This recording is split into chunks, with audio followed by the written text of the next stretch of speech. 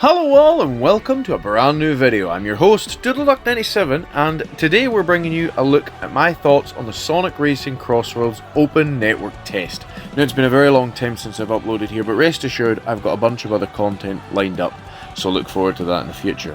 However, I was delighted with this game from the minute they announced the 2024 TGS trailer and they showed off the Type J in the background.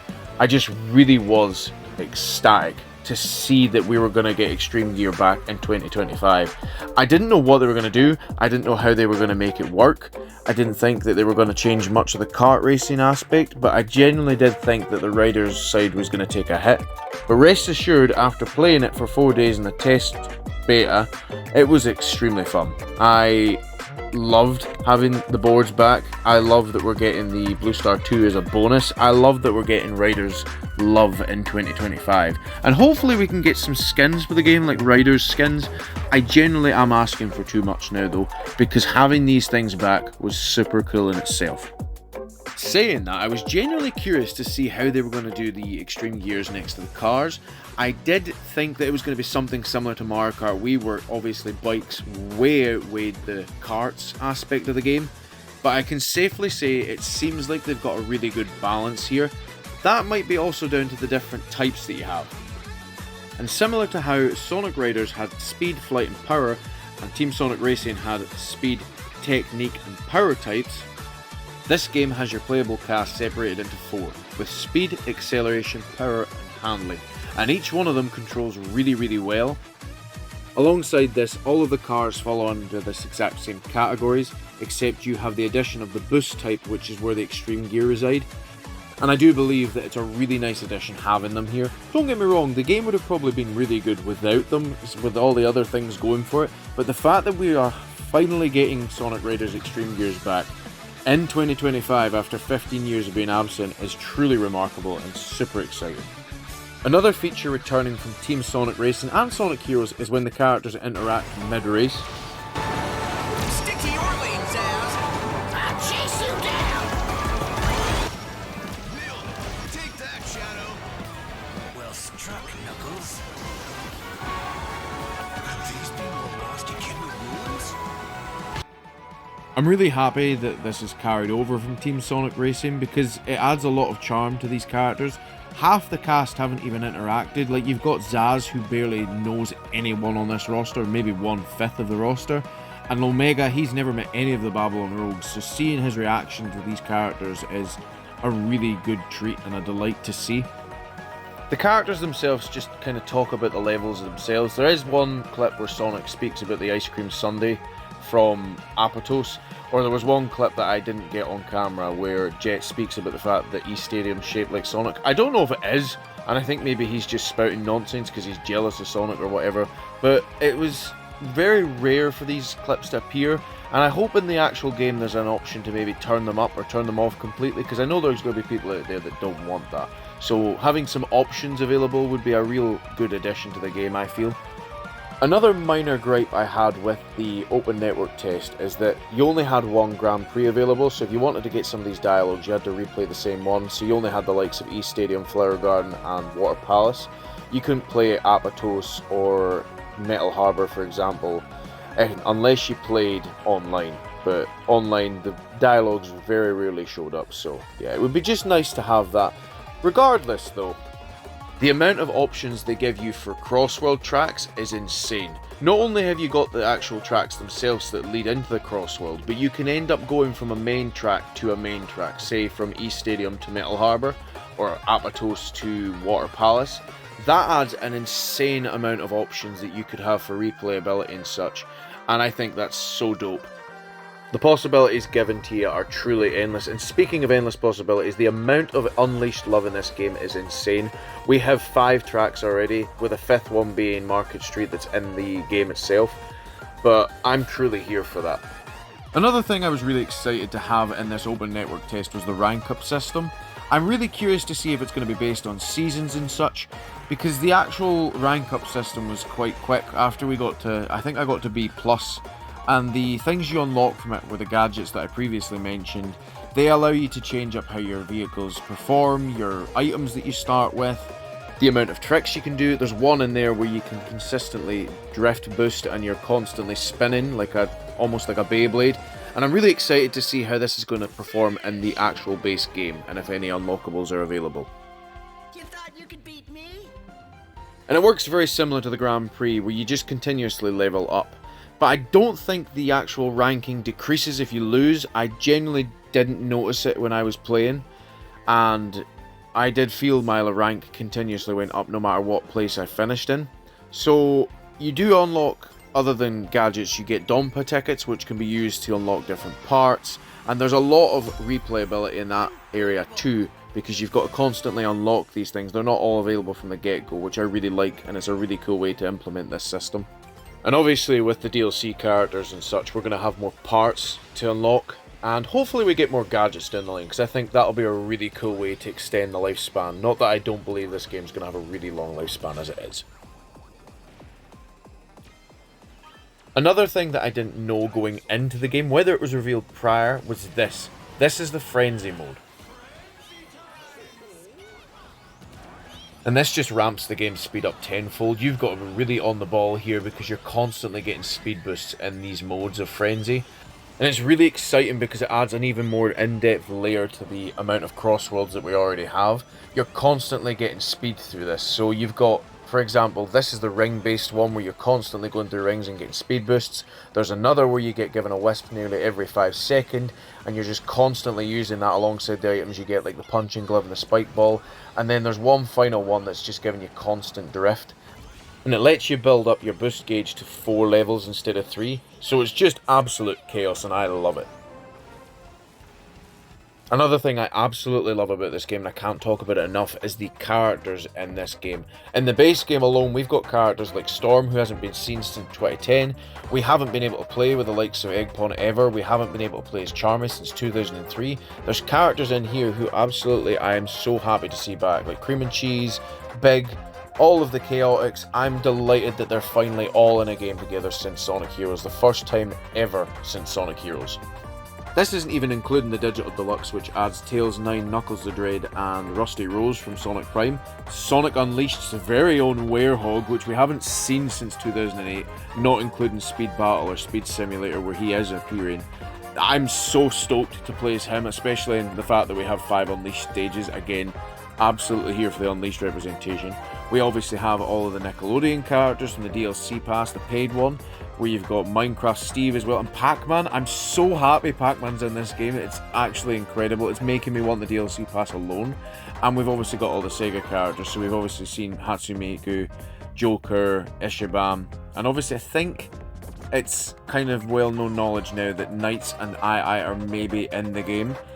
And hopefully we get some more Sonic characters too, because I'm absolutely thrilled with what we've got, but I feel like there's a few additions that could be made. Maybe Infinite from Forces, because I feel that's a really strange one that isn't included, especially when you consider we got 2 Zeti. And I personally would love to see the likes of Marine, Gamma, Tikal, Chaos, or any of the characters from the likes of IDW, Surge, Tangle, Whisper. Any of them would be really nice additions, and I feel like the Sonic characters alone could warrant another DLC pass, be it paid or free. I feel there's a lot of options, even without the voice lines. I think that would be really cool additions, and I hope they don't get forgotten in the DLC packs. Another thing I'm really thankful to see in this game is the nostalgic feeling that I'm already getting for the game. There's a lot of little details that I just find they added to the game, like specifically like this invite here is a paper airplane. They didn't need to add that. They could have just left it as a text box, but they went the extra mile to add a bit of personality and charm to the game. Take, for example, Cream and Cheese here. You can see he's wearing the crown from when we won last race, and I just think that's such a great way to add personality to these characters who we haven't actually seen playable for years. Currently we're sitting in the lobby of the Festival mode, which was added on the 3rd day to celebrate Persona 5. This was the first kind of technical unlock character we could get a hold of, because on the 3rd day, if you did it, you got to unlock Joker and use him on the last day of the open network test. And another thing I really liked about the menu and the waiting system is you could look at your team or even other players to see who their favourite characters are, what their favourite vehicle types are. You can see the characters I used most are Jet, Cream and Cheese, Storm, Waves right behind Storm, Just all these characters that have been unavailable to us and kind of stuck in playable prison, if you will. I feel like it was great to have them back, so I prioritised them. And I can't wait to play as new characters like Sage and even Eggpawn, but I'm really excited to go back to characters like Espio and Charmy who haven't been playable for years. So I really liked this about festival mode. You're split up into 3 different teams of 4, based around usually, I'm assuming, what the festival is, so we had either Joker, Violet or Mona. I like this because it feels like what Team Sonic Racing was going to go for. And the other thing I like is there's bonuses, so this was a point up chance. This specific one was tap your allies, which is where you bump into your amigos, if you will. Get rings is where you just acquire as many rings as you possibly can. And my favourite one out of the ones that I select here is land air tricks. I had a blast playing this mode, especially with friends when you can coordinate what you're going to do to make this an effective strategy. So the aim of the game here is to do the required task, if you will. As you'll see up there, the Joker bar is filling up, and once that bar is completely filled, you activate what I can only describe best as the Team Ultimate mode from Team Sonic Racing. It basically makes you invulnerable to most items, like King Boom Boo, the punching gloves, the spike trap, the slicers. These things, they don't become a hindrance any longer and you can just blast through them because you get the metal upgrade that comes from the shield. You can also get this as a gadget, but it just makes you an unstoppable force for the time period and also lasts longer if you're in last.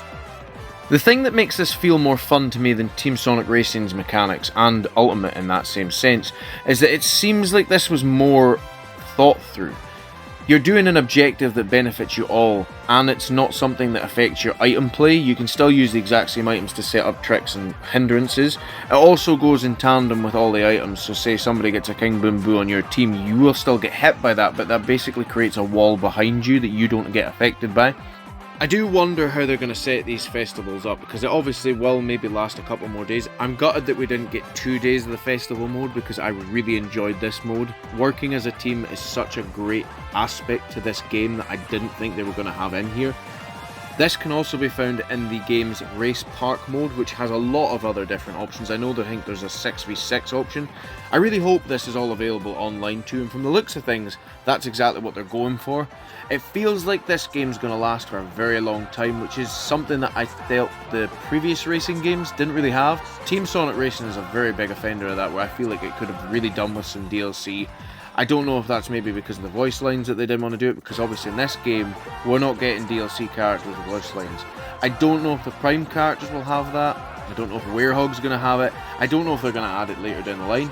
It's not too big a hindrance, but it is something that kind of impairs the experience overall.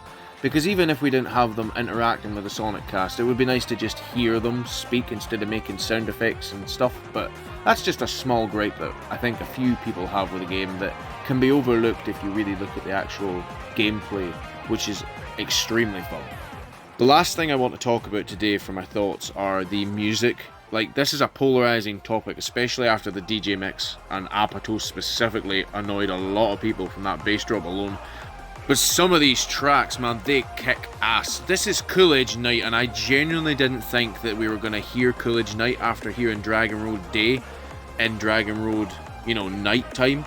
It literally sounds perfect. It's so good. There's a lot of exciting tracks coming up, like I'm Here, Kronos Island. I cannot wait to hear this soundtrack. There are obviously still a few offenders, and we haven't fully heard the soundtrack, so there could still be some that don't really hit for what I'm looking.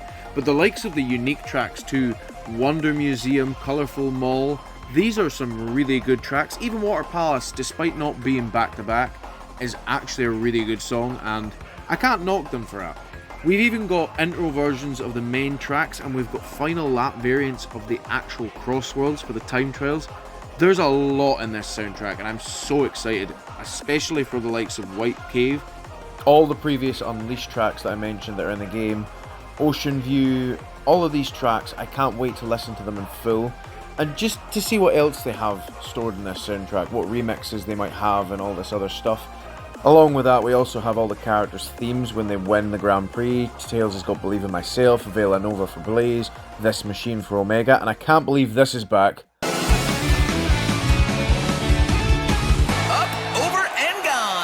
Rest in peace, reach for the stars. But yeah, that was my thoughts overall on Sonic Racing CrossWorlds Open Network Test and just the hype and build up towards this game. If you've somehow made it this far in this video, I know this is quite a long one and it's relatively new for me to make this kind of content, so if there's anything I can improve on, please leave it down in the comments. Please leave it a like if you did enjoy this kind of content, and thanks again for, watching this entire thing. I have a lot more content lined up, similar to customs, collections, unboxing. I've got a lot of things in the backlog, I just need to kind of start uploading them. But yeah, thank you ever so much again for watching. If you like my content, subscribe, check out all my other customs I made a few months back. And I hope if you pick up CrossWorlds, you have a blast with it too. I feel like they've put a lot of heart into this game, and I definitely can see that as a long-time Sonic fan. Even down to this little chow garden, this is wonderful. But anyway, on that note, take care guys, all the best, and have yourselves a damn good one.